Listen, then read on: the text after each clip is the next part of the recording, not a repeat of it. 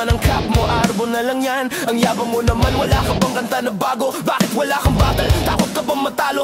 Paulit-ulit ang tanong ng mga tao, wag sanang apurado. Anong magagawa ko? Wala akong maisip, masyado pang mainit. Akala mo tuloy mo kang suplado. Pag tahimik, pagod lang talaga. Galing gig, tugugara ho, 8 oras sa van, 3 oras sa kalabaw. Tapos pag uwi ko pa para bang hindi ko malaman kung bakit ang buhay ko ay para bang naging pelikula. Laging puyat, nagkalat ng papel na nilamukos. Ang dami ng kapeng ipinautos. Tita ng aking ballpen, malapit nang maubos. Isang patak na lang pero aking ibubuhos. Maliban na magkamali ang sangtulad ko.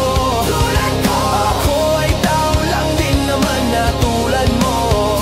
Ano ba ang dapat na gawin? Dapat bang kamuhian o dapat ba na tularan ng sangtulad ko na tao lang? Pasensya na, tao lang. Pasensya na, tao lang. Pasensya na, tao lang.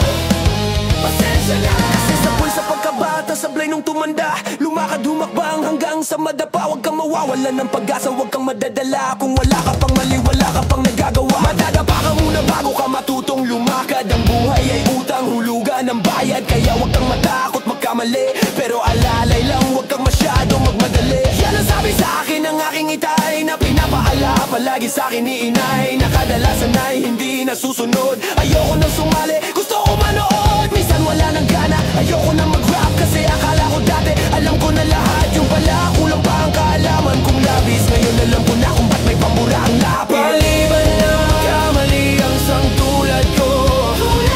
Ako ay tao lang din naman na tulad mo. Ano ba ang dapat na gawin? Dapat bang kamuhian o dapat ba na tularan ng sangtulad ko na tao lang? Pasensya na, tao lang. Pasensya na, tao lang. Pasensya na, tao lang. Tao ka lang din, hindi mo ba napansin? Kahit anong taas mo na, titingala ka pa rin. Kahit planuin mong mabuti, bakit ganun pa rin? Di maiwasan na magkamali kahit anong gawin. Kadalasan nangyayari ay ang